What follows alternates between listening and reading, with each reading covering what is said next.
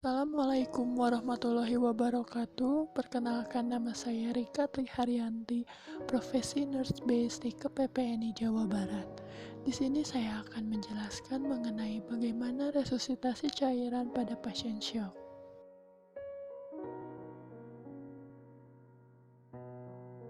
Pengertian dari resusitasi cairan. Resusitasi cairan merupakan tindakan yang dilakukan dengan pemberian cairan untuk mengatasi syok dan menggantikan volume cairan yang hilang akibat perdarahan atau dehidrasi. Tujuan resusitasi cairan yaitu untuk menggantikan volume cairan tubuh yang hilang sebelumnya, menggantikan cairan hilang yang sedang berlangsung, dan mencukupi kebutuhan cairan sehari. Distribusi cairan.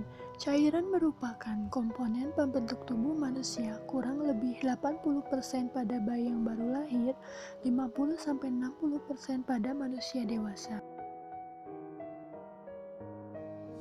Distribusi cairan tubuh. Air merupakan 60% dari berat tubuh, dipisahkan oleh membran sel menjadi cairan intraseluler yang berjumlah 40% dan cairan ekstraseluler yang berjumlah 20% dari berat tubuh. Cairan ekstraseluler terdiri atas cairan interstisial atau antar sel sebesar 15% dan plasma darah 5%.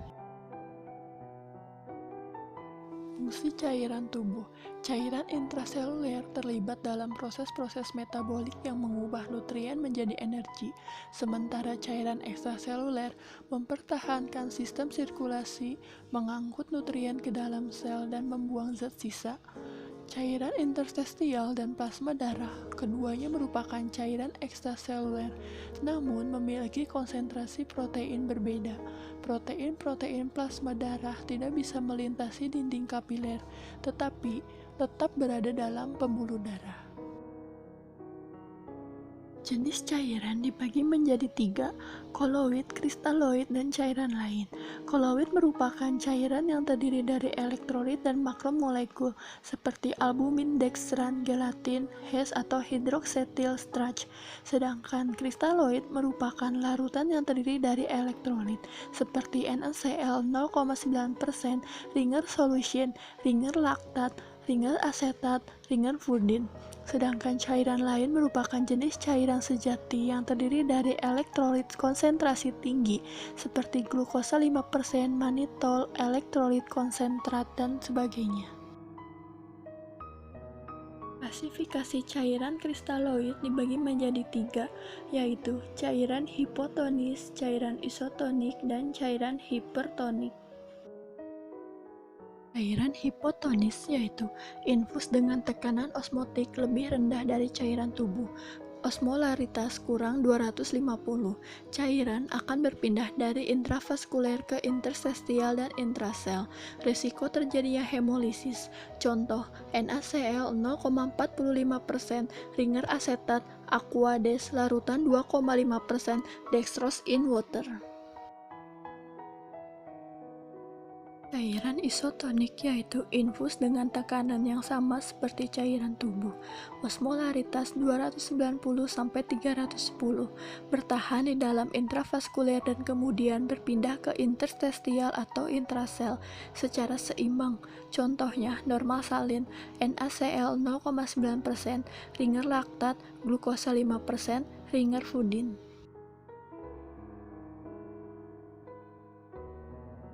Cairan hipertonik yaitu infus dengan tekanan osmotik lebih tinggi dari plasma darah, di mana air keluar dari intraseluler dan masuk ke dalam plasma. Osmolaritas di atas 375, risiko terjadinya krenasi pada sel jika diberikan infus hipertonis secara cepat. Contohnya NaCl 3%, glukosa 10%, dan dextrose 50%. Klasifikasi syok hipovolemik karena dehidrasi. Yang pertama, dehidrasi ringan. Kehilangan cairan tubuh sekitar 5%, dilakukan dengan pergantian volume dengan cairan kristaloid atau NaCl 0,9% atau RL.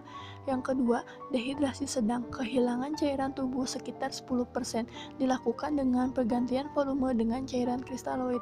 Yang ketiga, dehidrasi berat. Kehilangan cairan tubuh lebih dari 15%, dilakukan dengan pergantian volume dengan cairan kristaloid.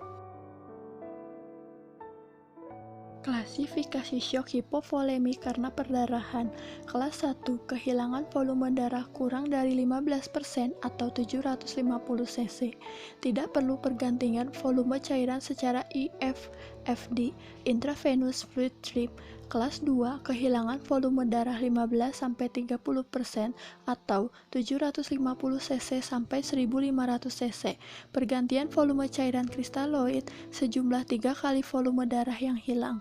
Kelas 3, kehilangan volume darah 30-40% atau 1500 cc sampai 2000 cc. Pergantian volume cairan dengan cairan kristaloid dan darah. Kelas 4, kehilangan volume darah lebih dari 40% atau lebih dari 2000 cc.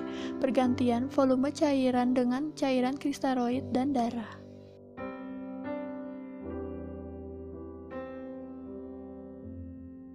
Prinsip penanganan pada pasien syok. Yang pertama, identifikasi sumber kehilangan cairan.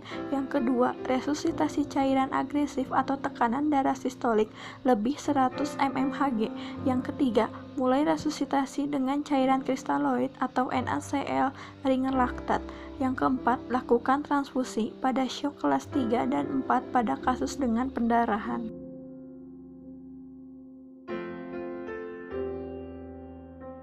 Penanganan pada pasien syok. Yang pertama, cek respon pasien. Jika pasien tidak sadar, maka cek nadi karotis. Jika pasien mengalami henti jantung, maka lakukan resusitasi jantung paru. Yang kedua, cek tanda-tanda vital pasien. Jika pasien mengalami takikardi, takipne, nadi teraba lemah, hipotensi, pucat, dingin, perubahan mental, bingung, dan lemah, terjadi metabolic acidosis, oliguri, dan anuri, maka lakukan tindakan syok. Yang ketiga, tinggikan kedua tungkai lebih tinggi dari jantung.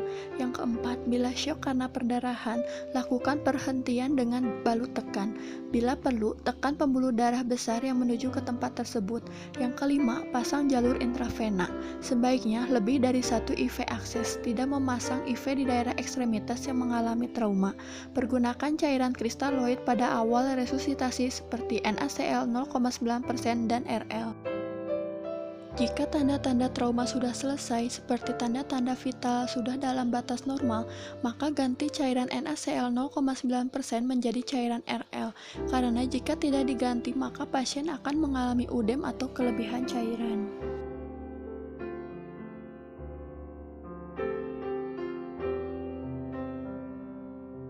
Alat yang digunakan pada saat pemasangan akses intravena yaitu yang pertama jarum infus atau IV kateter, yang kedua jalur infus atau selang infus, yang ketiga cairan infus kristaloid, yang keempat alkohol swab, yang kelima kasa, yang keenam plester, dan yang ketujuh handscoon.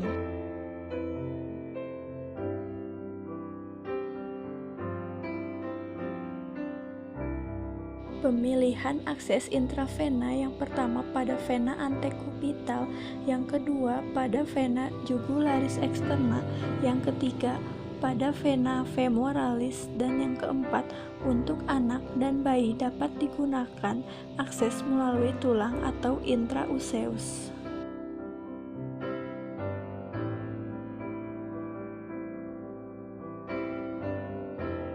Pemasangan akses intravena. Yang pertama, pilih vena-vena besar bila vena perifer kolaps.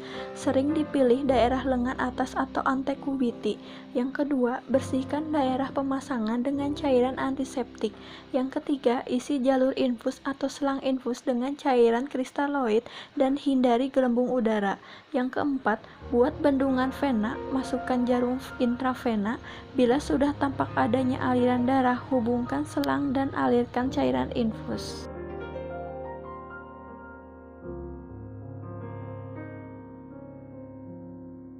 Evaluasi Komplikasi saat resusitasi cairan yang pertama, pada saat pasien tidak sadar berarti kehilangan darah lebih dari 50% volume darah. Yang kedua, warna kulit pucat berarti kehilangan sekitar 30% cairan.